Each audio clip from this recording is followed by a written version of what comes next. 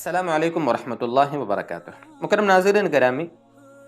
جب کسی مسلمان کا انتقال ہو جاتا ہے تو اس کو آخرت میں جہاں اپنے نیک اعمال کا ثواب ملے گا، ٹھیک اسی طریقے سے اہل سنت والجماعت کا یہ مسلک ہے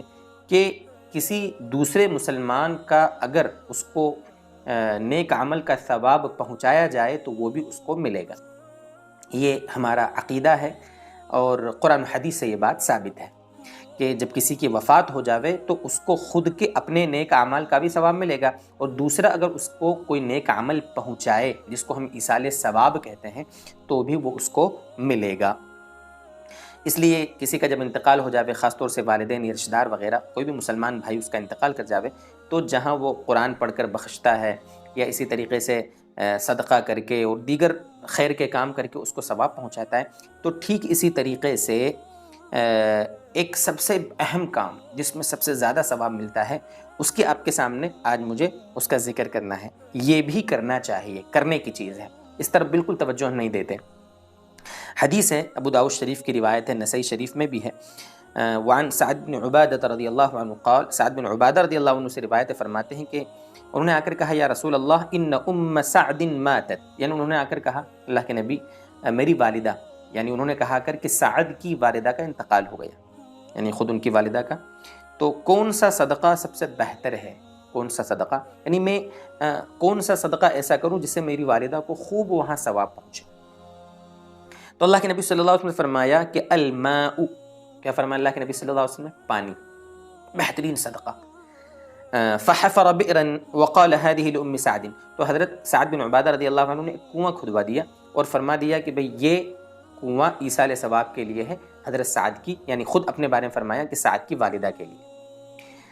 یہ تو ہوا روایت کا ترجمہ۔ اس سے ایک اصول یہ نکلا، علماء نے لکھا ہے کہ والدہ یعنی کوئی بھی ہو، والد ہو، والدہ ہو، رشتہ دار ہو، کوئی بھی ایمان والا ہو، اگر اس کو ثواب پہنچانا ہو تو ایسا کام کریں کہ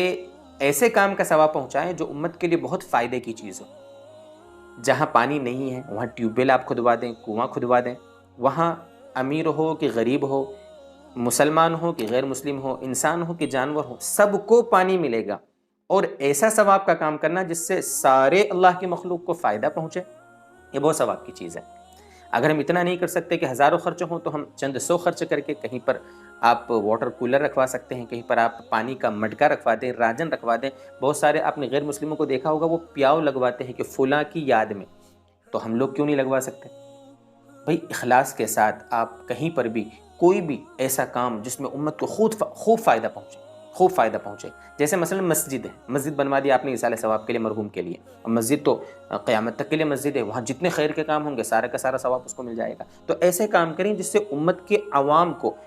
سب لوگوں کو فائدہ پہنچے، تو انشاءاللہ اس کا ثواب زیادہ پہنچے گا۔ جہاں آپ قرآن پڑھتے ہیں،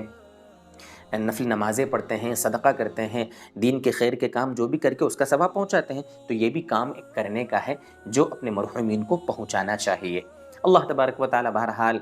ہمارے مرحومین کی خوب مغفرت فرمائے، ان کے درجات بلند فرمائے، ان کو جنت الفردوس میں اعلیٰ سے اعلیٰ مقام نصیب فرمائے۔ وآخر دعوانا ان الحمد للہ رب العالمین۔